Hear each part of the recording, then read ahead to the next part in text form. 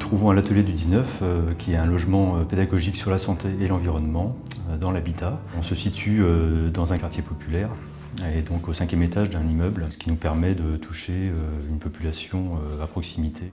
Le projet a été initié par le GREN et l'IREPS, qui ont ensuite voulu s'implanter localement sur un territoire et qui ont rencontré les élus de Grand Poitiers qui ont voulu accueillir le projet.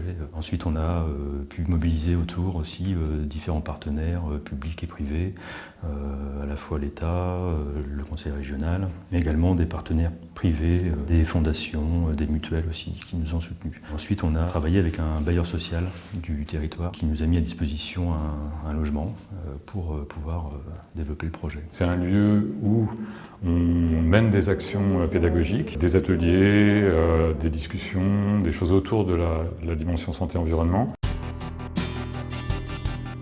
Quand on met des couches pleines de chlore et de pesticides, la muqueuse elle est directement attaquée en fait. Donc là il faut des bio. C'est pareil au niveau des douches. Par exemple, maintenant on prend une douche tous les jours, voire 2 douches par jour, voire 3. Pour la peau, plus vous allez utiliser, oui, savon. Voilà, pire ça va être en fait. L'idée c'est de venir échanger autour des questions des polluants qui nous entourent au quotidien. Et donc la cible principale c'est les enfants puisqu'ils sont vulnérables par rapport à ces polluants.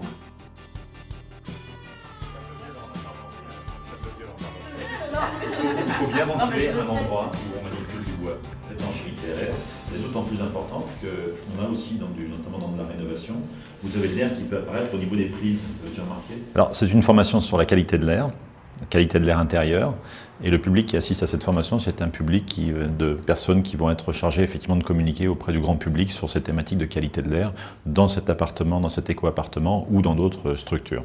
L'intérêt d'être dans un éco-appart pour faire cette formation, c'est qu'on est au cœur du problème, mais aussi de la solution. On est dans un appartement, il y a tous les dispositifs qu'on peut trouver dans un appartement habituel. Donc quand on parle de qualité de l'air intérieur, il suffit de faire le tour de cet éco-appart pour observer effectivement tous les points forts et les points faibles de l'habitat et trouver des solutions de remédiation.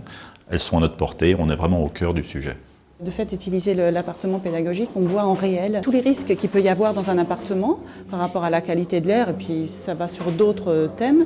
Et puis après, effectivement, pouvoir améliorer son quotidien et proposer aussi des améliorations pour les personnes qu'on peut avoir en formation ou qu'on peut rencontrer dans notre pratique professionnelle.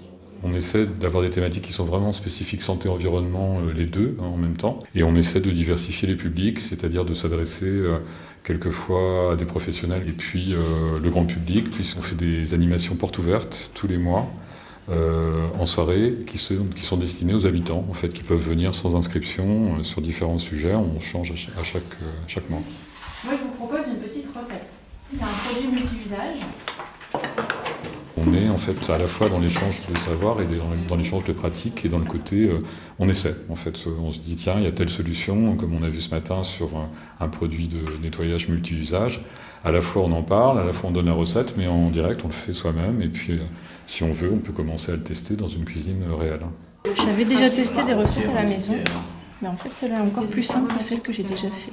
Ça m'intéresse de fabriquer un produit nettoyant plus simple pour l'environnement et pour notre santé, à tous, aux enfants, aux adultes, même les animaux qui naviguent dans notre environnement. Comme c'est un projet fortement partenarial, notre idée avait été d'abord d'accueillir en fait des ateliers qui sont construits par des partenaires qui viennent mener ici leurs ateliers, comme par exemple la Mutualité française.